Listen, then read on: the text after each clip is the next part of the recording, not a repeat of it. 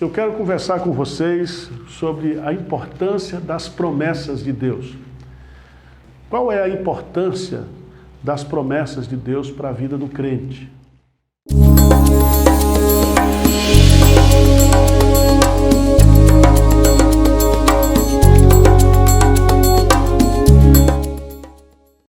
Eu quero ler aqui Josué, capítulo 21, versículo 45. Diz assim: nenhuma promessa falhou de todas as boas palavras que o Senhor falara à casa de Israel. Tudo se cumpriu. O povo de Deus é o povo da aliança, é o povo do pacto.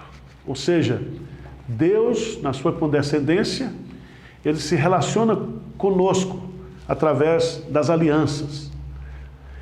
E as alianças e os pactos são como um aglomerado de promessas, um feixe de promessas.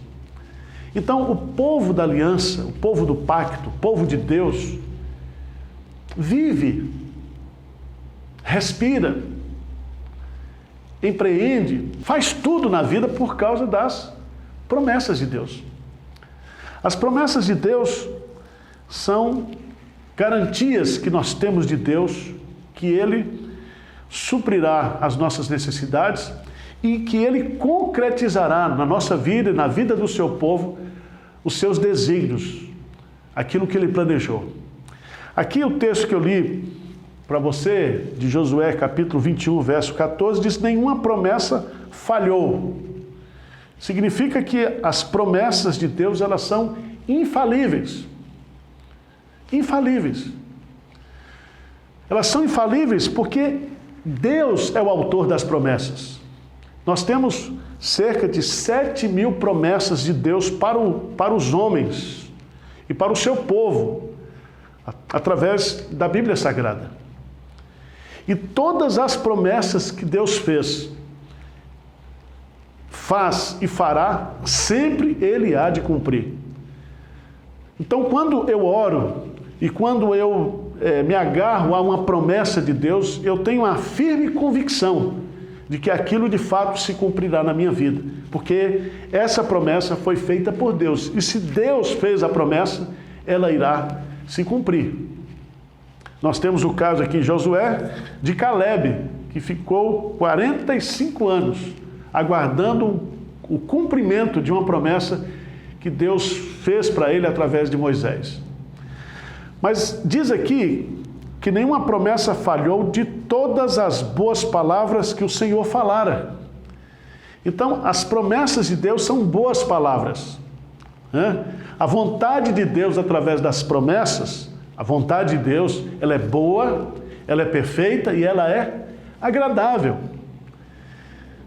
Pedro chega a dizer que as promessas de Deus, elas são tão importantes na minha vida e na sua vida, que é através do cumprimento das promessas de Deus, da apropriação das promessas de Deus, que nós somos transformados, né? Nós vamos tendo ou compartilhando da natureza de Cristo, do caráter de Cristo. Os puritanos e os nossos pais do passado, eles tinham o hábito de orar as promessas de Deus, né? Não somente meditar nas promessas, mas orar. E quando você ora a promessa de Deus, você pode ter certeza que a resposta que está na promessa já está garantida. Quando você se apropria do Salmo 23, né? Versículo 1, o Senhor é o meu pastor e nada me faltará. Então isso você pode orar em cima dessa promessa. Se você vai para Jeremias, né? Buscar-me-eis e me achareis quando me buscar de todo o vosso coração. Então eu vou achar o Senhor se eu o buscá-lo de todo o meu coração, com todo o meu fervor. Ele vai nos garantir isso. Todo aquele que pede, recebe. Todo aquele que busca, encontra. Então, as promessas de Deus são infalíveis. As promessas de Deus, todas elas, são boas palavras que o Senhor nos dá. Mas é importante a gente entender o que Josué está colocando aqui, essas promessas elas são exclusivas, elas foram feitas à casa de Israel. A casa de Israel. As promessas de Deus, elas são infalíveis, elas são boas para nós, e elas se dirigem exclusivamente ao povo da aliança, ao povo da promessa. Todos nós conhecemos aquele conceito de graça comum e de graça especial. Todos nós sabemos que determinadas bênçãos que estão colocadas aqui na Bíblia através das promessas, elas são exclusivas para aqueles que obedecem a Deus, para aqueles que honram a Deus, para aqueles que têm um relacionamento com Deus. As promessas de Deus são exclusivas para o povo de Deus. Mas, em último lugar, eu quero encerrar falando que tudo se cumpriu. Tudo se cumpriu.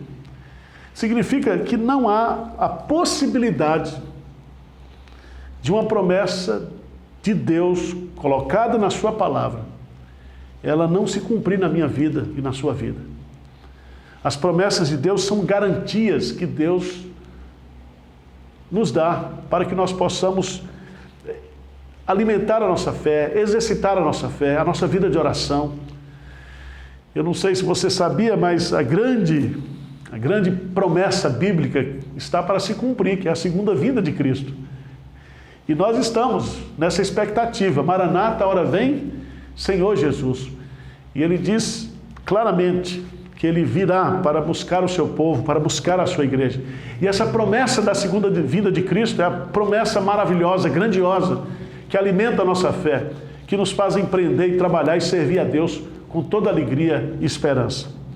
Então, as promessas de Deus, elas são importantíssimas, né? O Evangelho é o Evangelho da promessa. A Bíblia é o livro das promessas. E o nosso Deus é o Deus de promessas, é o Deus de aliança. Que Deus possa fazer com que você abra o entendimento, a compreensão espiritual para desfrutar das promessas de Deus em sua palavra. Amém.